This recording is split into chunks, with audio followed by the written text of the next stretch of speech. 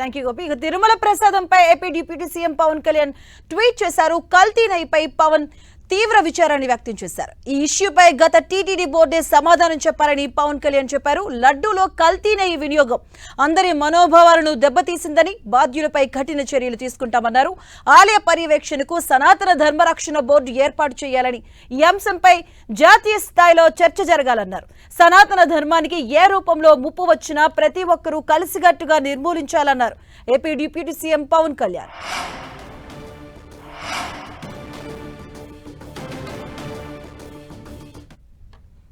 దానికి సంబంధించిన పూర్తి అప్డేట్స్ మా కరెస్పాండెంట్ దుర్గా అందిస్తారు. దుర్గా,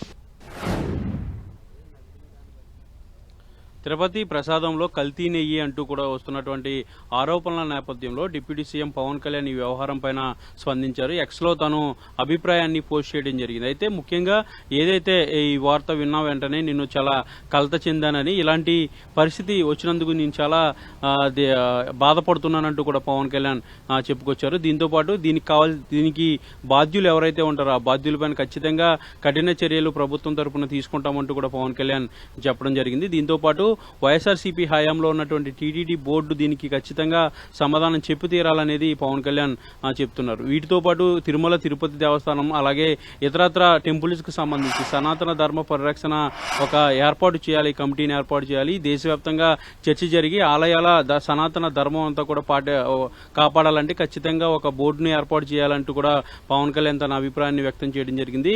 అయితే ఆలయాల్లో ఉన్నటువంటి ఏవైతే నియమ నిబంధనలను పాటించడంతో పాటు ఏవైతే నాణ్యతా ప్రమాణాలు ప్రసాదాలకు సంబంధించి లేదంటే నైవేద్యాలకు సంబంధించి నాణ్యతా ప్రమాణాలు పాటించడంతో పాటు ఆలయాలకు సంబంధించినటువంటి భూములు అలాగే అక్కడ ఉన్నటువంటి సనాతన ధర్మం ఫాలో అవ్వాల్సినటువంటి రూల్స్ వీటన్నిటిని కూడా ఖచ్చితంగా అమలు చేయాలంటే ఒక సనాతన ధర్మానికి సంబంధించినటువంటి బోర్డు ఏర్పాటు చేయాలి. దేశవ్యాప్తంగా ఈ అంశం గురించి చర్చ జరగాలనేది పవన్ కళ్యాణ్ చెప్పుకొచ్చారు. అయితే ఈ కల్తీ నెయ్యి అంశానికి సంబంధించి ప్రధానంగా ఏదైతే కూటమిలో ఉన్నటువంటి నేతలంతా కూడా వైఎస్ఆర్సీపీ పైన ఆరోపణలు చేస్తున్నారు. ముఖ్యంగా గతంలో వైసీపీ అధికారంలో ఉన్నప్పుడు ఏర్పాటు చేసినటువంటి బోర్డు ద్వారానే ఇలాంటి నిర్ణయాలు జరిగాయి అనేది ప్రధానంగా ఆరోపణలు చేస్తున్నారు. అయితే వైసీపీ మాత్రం ఖచ్చితంగా మా హయాంలో ఎక్కడా కూడా ఎలాంటి అవకతవకలు జరగలేదు, ఎలాంటి కల్తీ జరగలేదు, అన్ని నాణ్యతా ప్రమాణాలన్నీ కూడా ఫాలో అయ్యామనేది చాలా స్పష్టంగా వైవి సుబ్బారెడ్డి లేదా ఓమన కరుణాకర్ రెడ్డి వీళ్ళంతా కూడా చెప్తున్నటువంటి పరిస్థితి. ఇప్పటికే తమకు భంగం కలిగించేలా చేస్తున్నటువంటి ఆరోపణలపైన ఖచ్చితంగా సిట్టింగ్ జడ్జి లేదంటే హైకోర్టుకు సంబంధించినటువంటి కమిటీతో విచారణ చేయించాలంటూ కూడా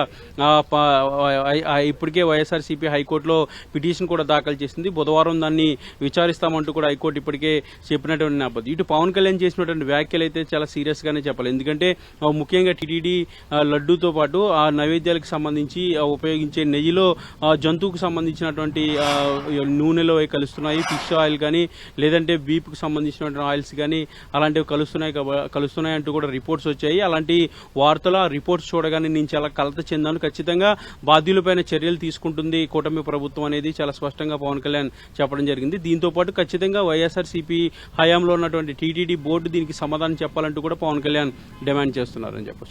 రైట్, థ్యాంక్ యూ.